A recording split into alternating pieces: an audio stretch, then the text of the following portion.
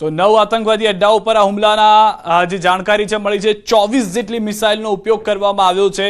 ભારતીય સેના તરફથી ઓફિશિયલી ટૂંક સમયમાં પ્રેસ કોન્ફરન્સ પણ કરવામાં આવશે। જે જાણકારી આપવામાં આવી છે ભારત તરફથી જે સ્ટ્રાઇક કરવામાં આવી તે મોડી રાત્રે થઈ હતી અને મોડી રાત્રે જે એર સ્ટ્રાઇક કરવામાં આવી છે જેમાં એ પણ પ્રાથમિક જાણકારી મળી રહી છે કે કોઈ પણ જગ્યાએ ભારતની સેના તરફથી પાકિસ્તાનની બોર્ડરમાં ઘૂસવામાં નથી આવ્યું। ભારતની ધરતી ઉપર રહી અને આ અંજામ આપવામાં આવ્યો છે।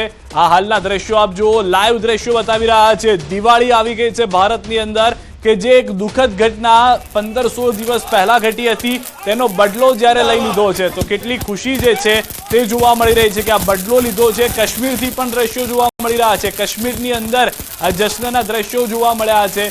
એક તરફ પીઓકે અને પાકિસ્તાનની અંદર આતંકીઓના જે આકા બનીને બેઠા હતા, મસીહા બનીને બેઠા હતા, તેઓ છાજિયા લઈ રહ્યા છે। મોતને લઈને જે જન્નત હતા તે ત્યાં જન્નત અથવા જહન્નુમ હવે તો એ કહેવું પડશે કે ત્યાં પહોંચી ગયા છે।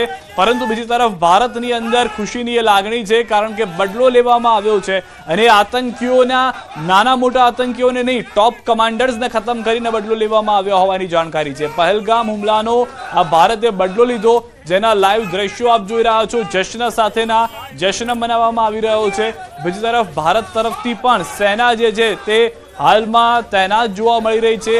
પાકિસ્તાન તરફથી જો કોઈ પણ અવરચંડાઈ કરવામાં આવે છે કારણ કે છેલ્લા 10-11 દિવસથી તેઓના પ્રયાસ હતા કે જેમાં સીઝ ફાયરનું પણ ઉલ્લંઘન આપણે જોયું છે કે જે છેલ્લા થોડા સમયથી સતત કરવામાં આવી રહ્યું છે।